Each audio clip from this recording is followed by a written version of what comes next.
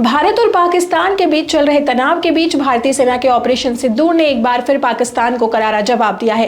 पहलगाम उग्रवादी हमले के 15 दिन बाद भारतीय वायुसेना ने पाकिस्तान और पीओके में स्थित 9 उग्रवादी ठिकानों को ध्वस्त कर दिया।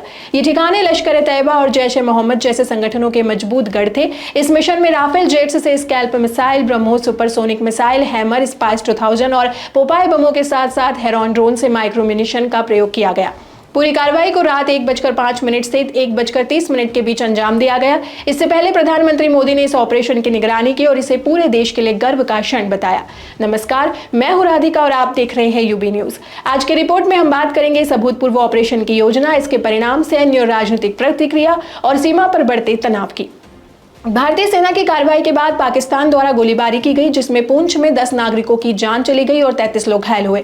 इसके जवाब में भारतीय सेना ने राजौरी, पुंछ और कुपवाड़ा सेक्टर में पाक चौकियों को भारी नुकसान पहुंचाया है।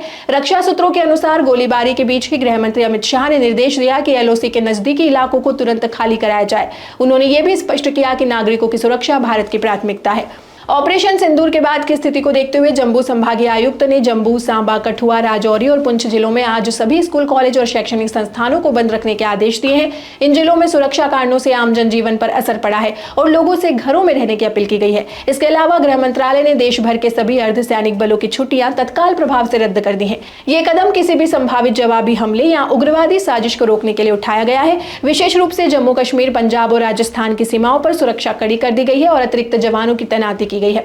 राजनीतिक स्तर पर भी एकता का संदेश देखने को मिला है। कांग्रेस नेता राहुल गांधी, समाजवादी पार्टी प्रमुख अखिलेश यादव समेत कई नेताओं ने भारतीय सेना की तारीफ की है। बाबा रामदेव ने तो यहां तक कह दिया है कि अब भारत को पीओके वापस लेना चाहिए और लाहौर में तिरंगा फहराना चाहिए।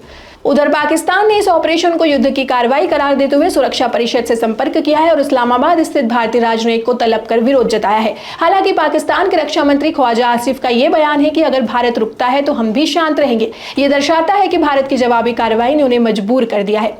विंग कमांडर व्योमिका ने बताया कि ऑपरेशन में सैन्य ठिकानों को नहीं बल्कि विशुद्ध उग्रवादी ठिकानों को निशाना बनाया गया। मुजफ्फराबाद के पास सवाइनल कैंप, जो एलओसी से 30 किलोमीटर अंदर है, उसे भी खत्म किया गया। वहीं जैश-ए-मोहम्मद का मुख्यालय मरकज सुबहानअल्लाह पूरी तरह तबाह कर दिया गया, जहां पुलवामा हमले की साजिश रची गई थी और 600 से ज्यादा उग्रवादी प्रशिक्षण ले रहे थे। यह ऑपरेशन केवल सैन्य कार्रवाई नहीं बल्कि भारत के संकल्प, एकजुटता और सुरक्षा नीति का प्रतीक है। पाकिस्तान की बौखलाहट और अंतर्राष्ट्रीय मंचों पर उसकी भागदौड़ इस बात की पुष्टि करती है कि भारत की कार्रवाई सटीक, योजनाबद्ध और प्रभावशाली रही।